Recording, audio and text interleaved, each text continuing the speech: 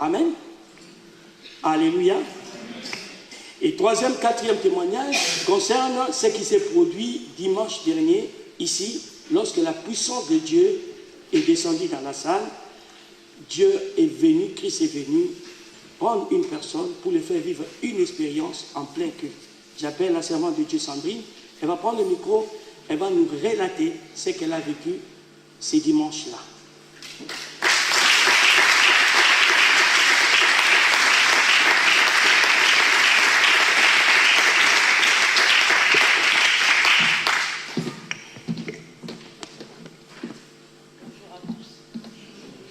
Bonjour.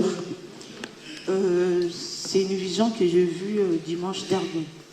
Dimanche dernier, pendant le culte, l'apôtre nous avait demandé d'être concentrés et de prier et de demander à Dieu de nous visiter. Et moi, je ne sais pas pourquoi, au lieu de commencer à demander à Dieu de me visiter, j'ai commencé à demander à Dieu pardon. Parce que je sais que Dieu m'a choisi et je vois beaucoup de visions, mais j'ai toujours refusé. J'ai toujours trouvé des excuses. J'essaye même des fois à négocier avec Dieu, à dire pourquoi moi, j'ai pas le temps, je trouve pas le temps, je peux pas faire ça. Et des fois, je vois des visions concernant les gens de ma famille, les gens que je connais, même les gens à qui je parle même plus. Mais je refuse, je dis Seigneur, je parle pas à la personne, je peux pas aller la voir pour lui dire ce que vous m'avez demandé à dire. Mais pendant le culte, et j'ai commencé à demander pardon à Dieu parce que Dieu m'avait montré quelque chose sur une personne à qui je ne parle plus depuis longtemps. Et comme je ne parlais plus à la personne, je ne voulais pas aller voir la personne, donc j'ai laissé. Et la personne, peu de temps après, elle a divorcé, elle est restée toute seule avec ses 3 enfants. Et ça m'avait tellement fait mal.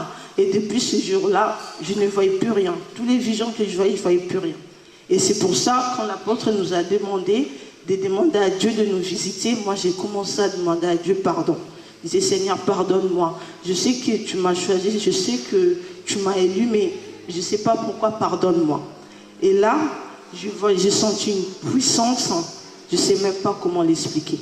Et il y avait une lumière devant moi, je n'arrivais même pas à regarder tellement c'était puissant. Et je vois un homme, je vois quelqu'un, je ne voyais pas le visage. Le visage c'était une lumière.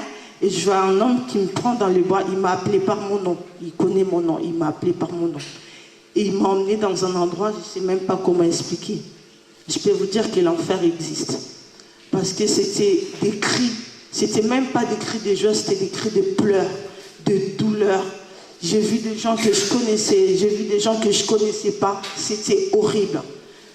Quand il m'a pris par le bras, je suis sursautée, mais après ce qui s'est passé devant, je ne sais pas. C'est Topha qui me dira à la maison que je faisais des gestes bizarres. Ce n'est pas des gestes bizarres, mais ce que je voyais, c'était horrible. Il y avait des hurlements, il y avait des cris, des gens qui pleuraient, des feux, c'était horrible. Je n'arrivais pas, je pleurais. Je demandais à Dieu, Seigneur, pourquoi vous m'avez emmené dans cet endroit?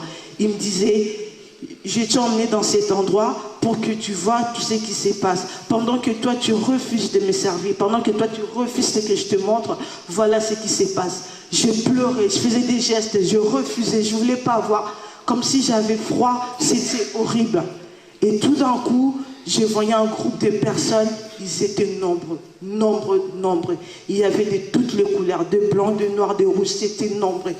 Et ils venaient vers cet endroit-là, l'enfer. Ils étaient nombreux, ils venaient vers cet endroit. Et moi, je voulais aller les voir, ces gens-là, pour leur dire, n'allez pas là-bas. J'étais là, je disais, n'allez pas là-bas, c'est l'enfer, n'allez pas là-bas. Et je n'arrivais pas. Je voulais aller les voir, se mettre même devant eux, pour les empêcher d'aller là-bas, mais je n'arrivais pas. Je n'arrivais pas toute seule, je n'arrivais pas. Je disais, Seigneur, je n'arrivais pas. J'essayais de soulever mon pied, j'ai essayé de soulever les jambes, je n'arrivais pas. C'était comme si j'étais collée. Je n'arrivais plus. Je disais seulement, n'allez pas là-bas, c'est l'enfer. Il y avait du monde. Et dit à Seigneur, je dis, mais pourquoi j'arrive pas à aller voir ces gens-là? Et là, il m'a pu appeler par mon nom, il m'a dit, vous n'arrivez plus parce que vous les avez laissés. Vous les avez laissés dans le péché, vous les avez laissés, et voilà, c'est trop tard.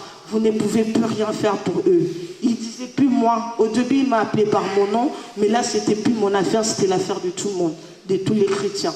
Donc, et là, il me dit, allez-y, allez dire aux gens ce que vous avez vu. Allez dire à mes enfants, allez dire aux chrétiens ce que vous avez vu.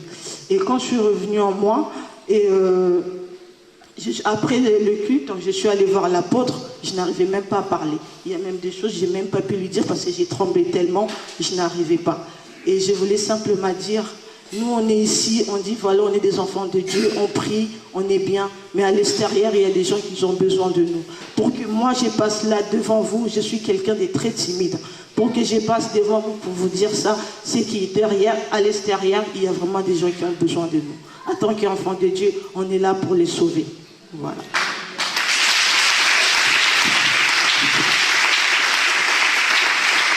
Merci beaucoup, servant de Dieu.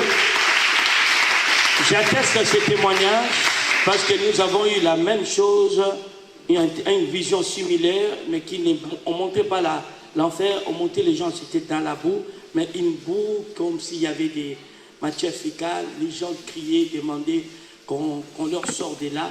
Et c'est une sœur qui l'a reçue aussi en Guadeloupe, lorsque nous avons prêché le...